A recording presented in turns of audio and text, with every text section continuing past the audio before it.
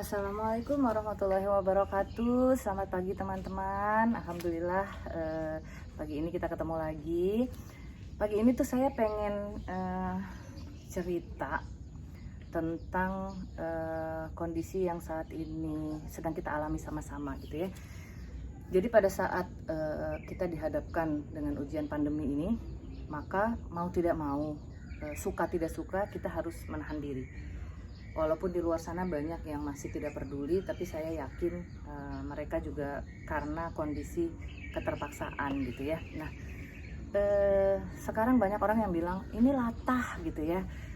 Hobi-hobi baru bermunculan gitu. Ada yang suka goes, ada yang ternak ikan, kemudian menanam sayuran, kemudian tanaman hias. Ada banyak hobi-hobi yang sekarang menjadi naik daun gitu kan ya. Nah, saya sebenarnya kurang setuju dengan istilah latah gitu. Karena kondisinya saat ini memang mau tidak mau kita dipaksa untuk menahan diri dari kesibukan-kesibukan yang selama ini kita jalani gitu. Yang selama ini bebas keluar, bebas berkumpul, bebas beraktivitas, bebas pergi keluar kota dan lain-lain. Sekarang mau tidak mau kita dipaksa untuk tinggal. Bahkan anak-anak pun harus bersekolah dari rumah gitu ya. Ini kondisi yang memang tidak bisa kita pilih. Kondisinya memang yang harus kita hadapi. Maka setiap orang akhirnya berpikir bagaimana cara mengisi waktu mereka, bagaimana mengatasi kebosanan, bagaimana mengatasi kejenuhan yang mereka alami pada saat mereka tidak bisa beraktivitas dengan bebas gitu. Nah, tiap orang punya kesenangan yang berbeda, tidak bisa dipaksakan gitu kan ya. Mereka senang apa, mereka senangnya apa. Misalnya nih, dulu sebenarnya dia suka dengan tanaman, tapi dengan kesibukan sehingga tanaman tidak terurus gitu ya, sehingga ditinggalkan kesukaan itu. Nah, sekarang dengan waktu yang sangat lapang, waktu yang sangat banyak, mau tidak mau untuk mengatasi rasa kejenuhannya dan mencari kesenangan, maka mereka mulai lagi mengumpulkan. Itu terjadi dengan saya gitu ya.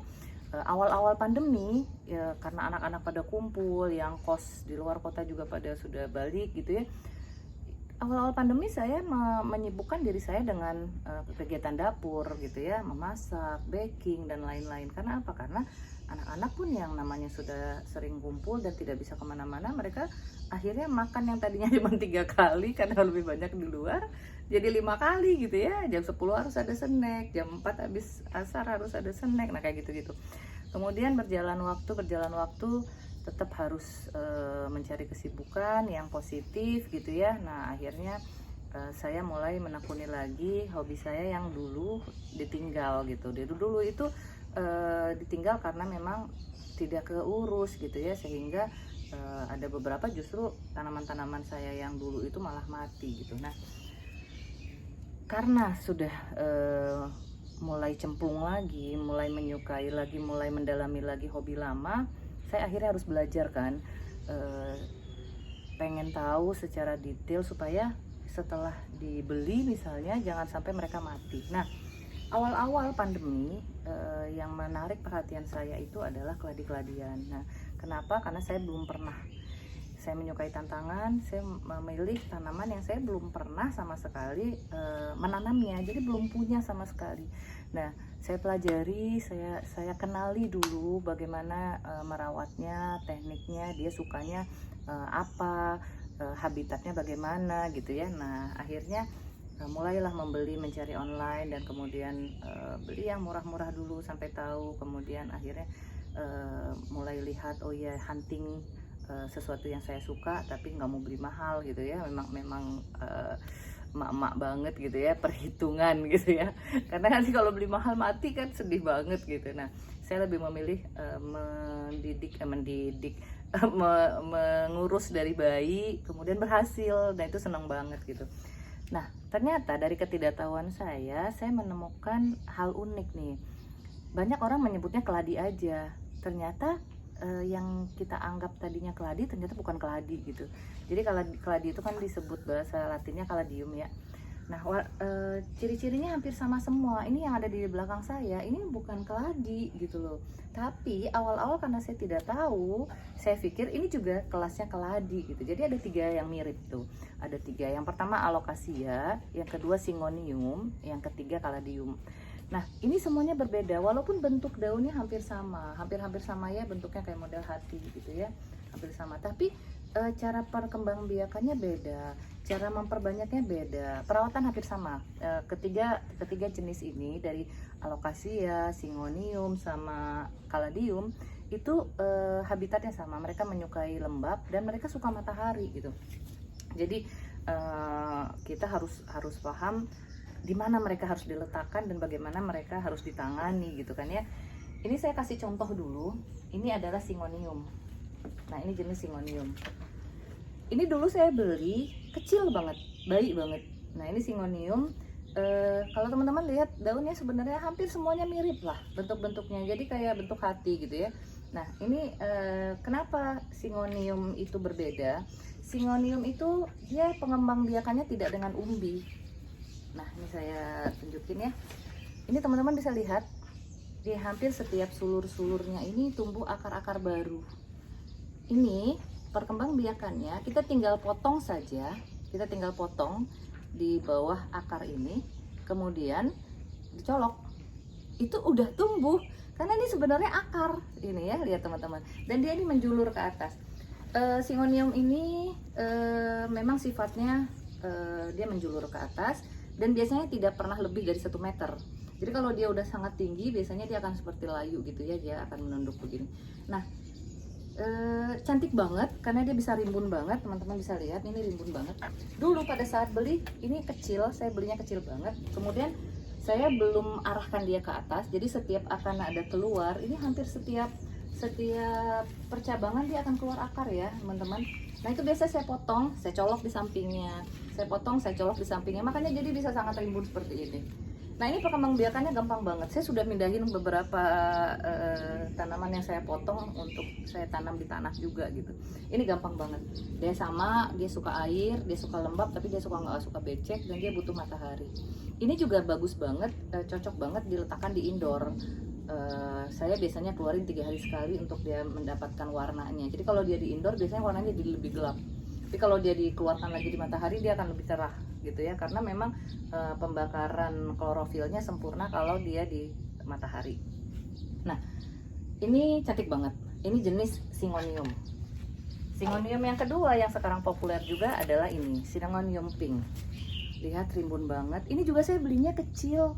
Jadi belinya waktu itu kalau nggak salah itu kecil, yang cuma berapa daun ya, kecil banget. Tapi sekarang bisa serimbun ini sama. Ini juga sama. Saya mencari titik-titik akarnya nih seperti ini. Ini teman-teman bisa lihat ada akar. Jadi dia kalau udah agak tinggi dia akan keluar akar. Tinggal dipotong, dicolok. Ini juga saya lakukan. Setelah saya potong saya colok di sekitarnya. Tuh. Sehingga dia rimbun banget. Nah, ini kalau orang dijual sih bilangnya sudah indukan ya. Jadi sama. Mereka tidak ada umbinya. Nah, nanti berbeda dengan alocasia dan caladium. Jadi perkembangbiakannya hanya dengan memotong sulur yang sudah naik, yang sudah keluar akar, dipotong, dicolok, tumbuh, gampang banget. Ini gampang banget. Jadi ini syngonium. Nah tuh, ini warnanya pink-pink gitu ya, memang namanya syngonium pink. Nah, ini teman-teman bisa lihat, gampang banget cara perawatannya asal kita tahu. Dia tidak suka media yang padat, jadi memang harus poros.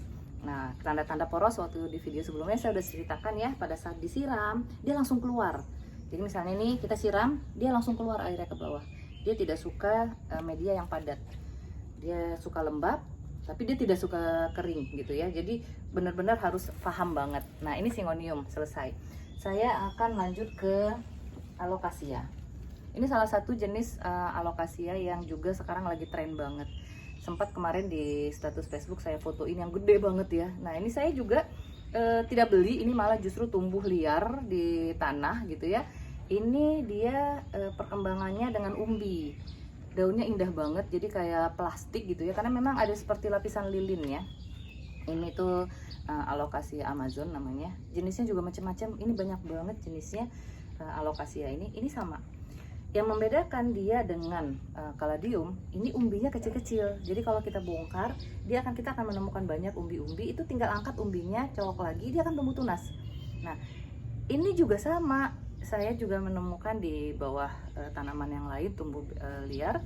Saya angkat, saya pindahin pot, saya angkat. Dan ini sudah saya bagi ke beberapa teman yang mau, silakan. Saya bilang, karena sisa umbi yang ada di tanah yang udah saya pindah-pindahin itu tumbuh lagi anakannya gitu. Nah, ini luar biasa ya, maksudnya nggak perlu beli kalau kita udah punya gitu, dan kita sudah paham.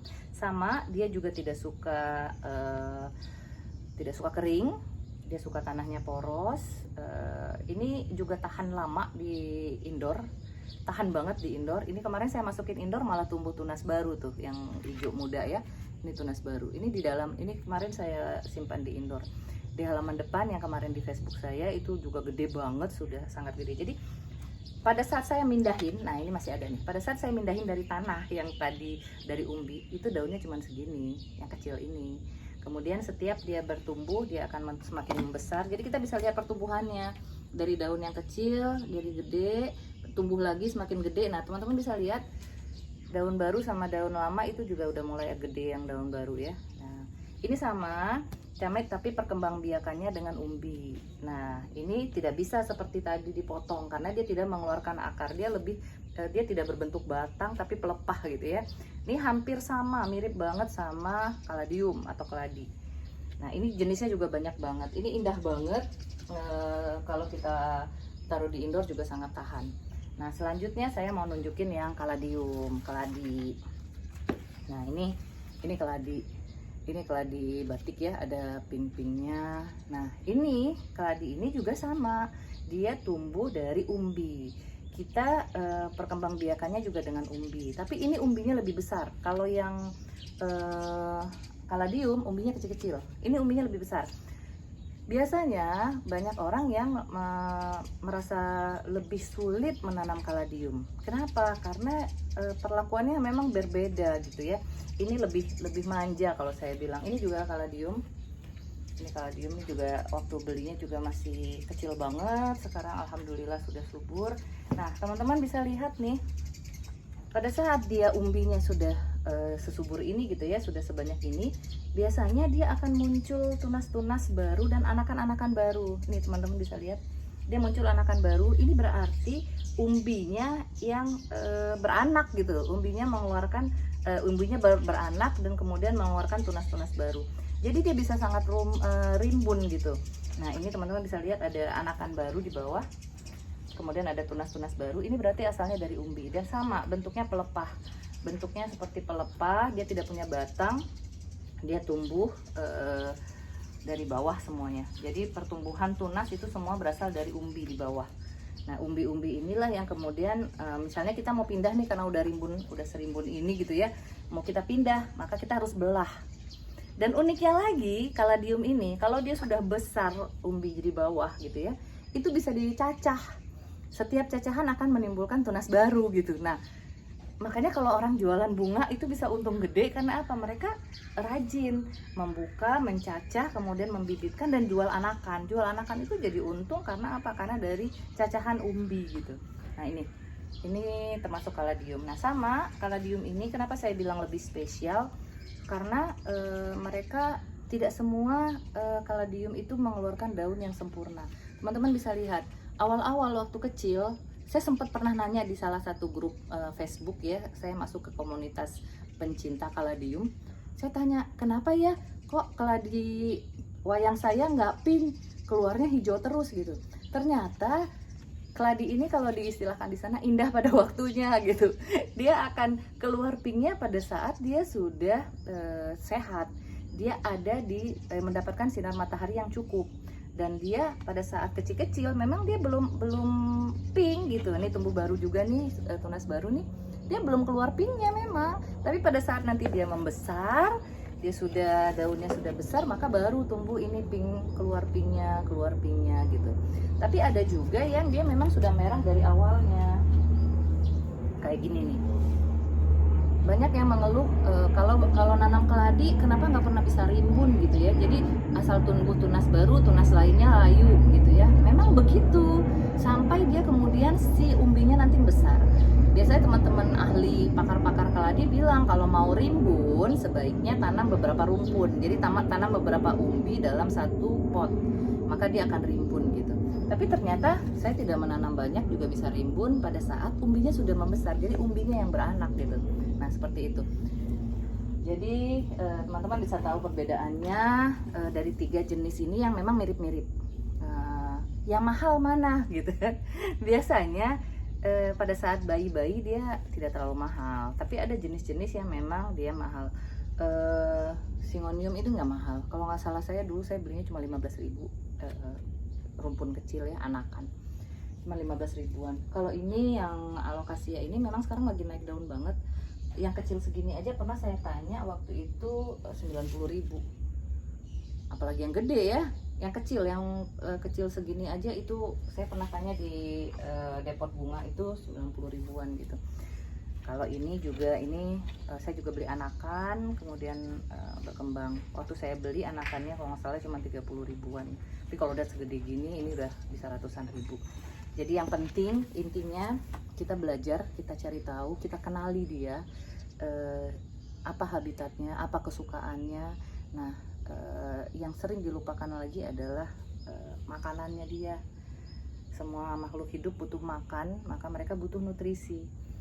Yang paling sering saya lakukan, saya hanya menutrisinya dengan menyiram dengan air beras. Itu udah kayak kita ngasih vitamin deh gitu ya. Jadi kita aja juga butuh serat, butuh vitamin, butuh makanan. Mereka juga butuh gitu. Jadi jangan abaikan mereka.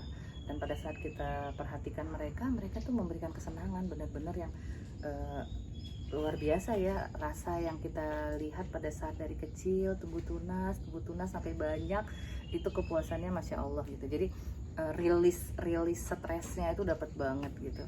Mencintai mereka itu, mereka membalasnya dengan memberikan keindahan. Mungkin itu yang bisa saya share, mudah-mudahan ada manfaatnya. Sekali lagi jangan khawatir dibilangin latah, karena setiap orang punya kebutuhan berbeda. Mereka bebas untuk merilis kebosanannya, merilis stresnya, merilis kejenuhannya dengan cara mereka. Jadi nggak usah nyinyir ngelihat orang, ih gara-gara tren beli sepeda gitu. Itu kesenangannya. Kita nggak senang ya sudah, nggak usah diurusin gitu. Kita mencari lagi kesenangan kita apa. Kita senangnya masak, ayo saatnya sekarang praktek. Bikin keluarga senang dengan masak-masakan kita. Sukanya tanaman, ayo, nggak perlu mahal juga. Saya udah kasih tipsnya, belinya kecil aja, tapi kita pelajari dia, kita sayangi dia, kita tahu cara merawatnya, insya Allah bisa sebesar ini gitu. Ini nggak lama, saya belinya tuh pada saat pandemi. Semua tanaman-tanaman koleksi ini, yang ini juga, itu pembeliannya pada saat pandemi karena mulai menyukai mereka. Demikian, terima kasih. Assalamualaikum warahmatullahi wabarakatuh.